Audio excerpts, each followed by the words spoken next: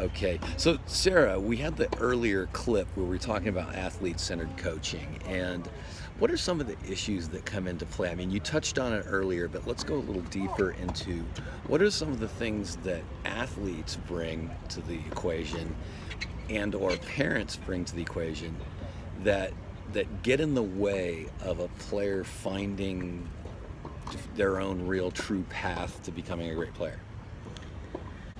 One of the main things that makes it difficult to teach things to a player is some people use the term they're not coachable.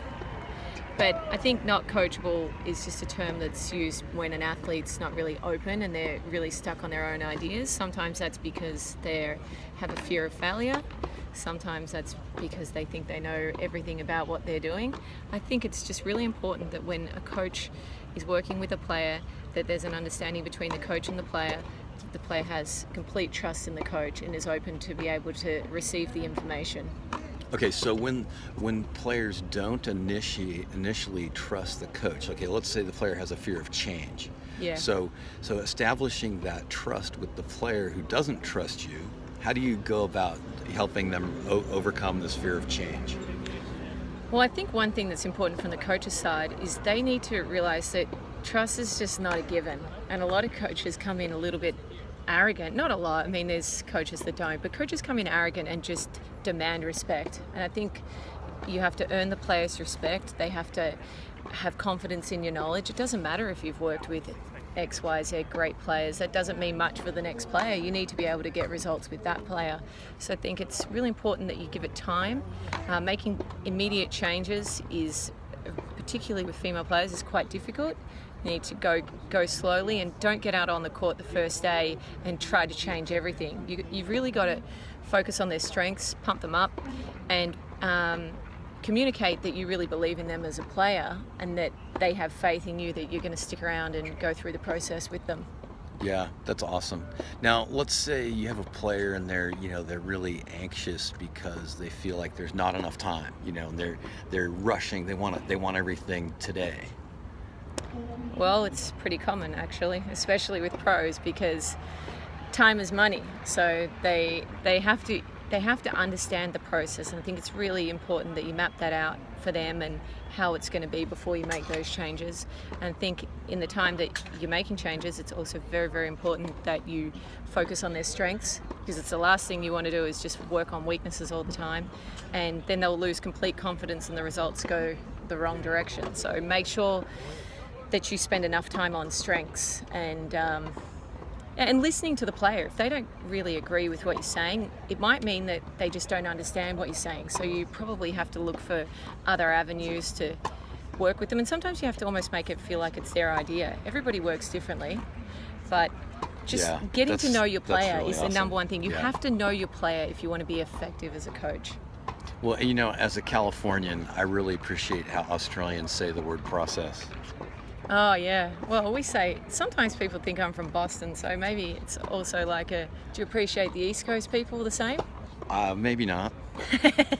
So now, what's the next logical step here? I mean, what would be another really common fear that players have, and how coaches can approach, developing the trust? Well, it's maybe not a fear, but you can really quickly get a player offside if you're highly critical of them and if you're sarcastic, because they want, even though at the end of the day, as a coach, you're performing a service, you're employed to, make things better. I believe that it's important for players and coaches to have a friendship, obviously with a boundary. There's a professional boundary where they have to remain respectful of their coach and coach of player. But I think if you can get to know your player quite well, there's a lot of ways that you're able to work with them rather than not really know what makes them tick. Yeah, it's interesting. One thing that bothers me is this distinct hatred of sarcasm, because I'm actually a fairly sarcastic person who develops pretty strong relationships with my players. So what's the bad sarcasm that's hurtful? Because on my court, the sarcasm flows equally back and forth with great joy. Right, well, I mean, it's not a hatred of sarcasm. I think that there's a degrading sarcasm that really puts people down. Yes. You know, like how bad's your backhand? Or something like that. I mean, there's Right. joking, but essentially, if you look up the definition of sarcasm, not that this is how you use it, it's joking at somebody else's expense.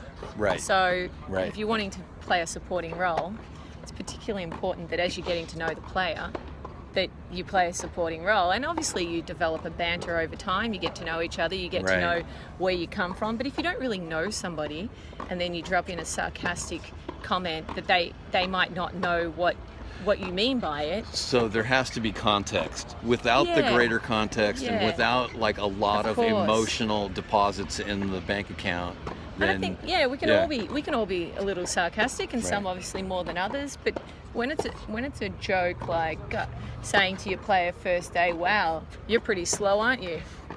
It's definitely not going to make them fast. But if Right. you've got some inside jokes, like some Right. players, if you don't know them very well, they might be incredibly sensitive about not being fast. So if you make that joke, you're really gonna lost them lose right them. there. Yep, you're gonna lose them. Yeah. No, I'm thinking of a player that I have that I know I would never say that to her. Well, yeah, obviously you know her, because right? she's been browbeaten by her father on that subject. Exactly. So anyway, thank you very much. Thanks for having me. It's been fun chatting to you.